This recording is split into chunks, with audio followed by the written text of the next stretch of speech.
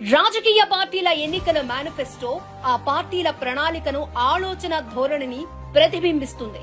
భారతదేశం అమృత కాలంలో మోడీ గారి నాయకత్వంలో అభివృద్ధి దిశలో దూసుకెళ్తున్న ఈ తరుణంలో మరోసారి భారతదేశంలోకి ప్రధానిగా ఎవరు ఉండాలో నిర్ణయించే కీలక ఎన్నికలు సమీపించగా భారతీయ జనతా పార్టీ మరియు కాంగ్రెస్ పార్టీలు తమ మేనిఫెస్టోను ప్రజల ముందు ఉంచాయి. కాంగ్రెస్ పార్టీ తన ఎన్నికల ప్రణాళికలో వివరించిన అంశాలు అత్యంత వివాదాస్పదంగా మారాయి.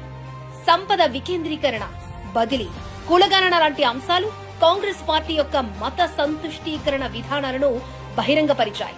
కాంగ్రెస్ పార్టీ ఎన్నికల ప్రణాళికపై ప్రధాని నరేంద్ర మోడీ గారు ఎక్కుపెట్టిన విమర్శనాస్త్రాలు ఇప్పుడు దేశంలో పెను సంచలనంగా మారాయి.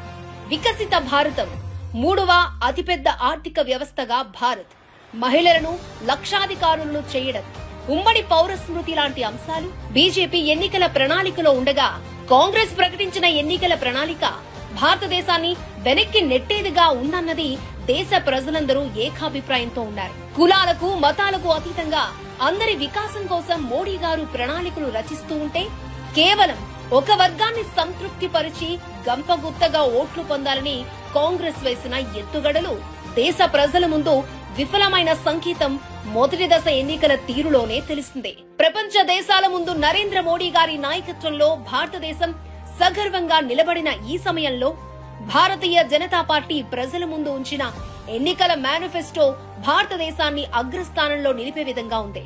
భారతీయ జనతా పార్టీ మేనిఫెస్టో ప్రజల ఆకాంక్షలకు అనుగుణంగా ఉంది. భారతీయ జనతా పార్టీ మద్దతుదారులే కాకుండా తటస్థంగా ఉన్న చాలా మంది ఓటర్లు ఈ మేనిఫెస్టో ప్రకటన తర్వాత భారతీయ జనతా పార్టీ వైపు చూస్తున్నారనే సంకేతాలు మోడీ గారు సాధించబోయే ఘన విజయానికి శుభశకునాలుగా మిగిలాయి.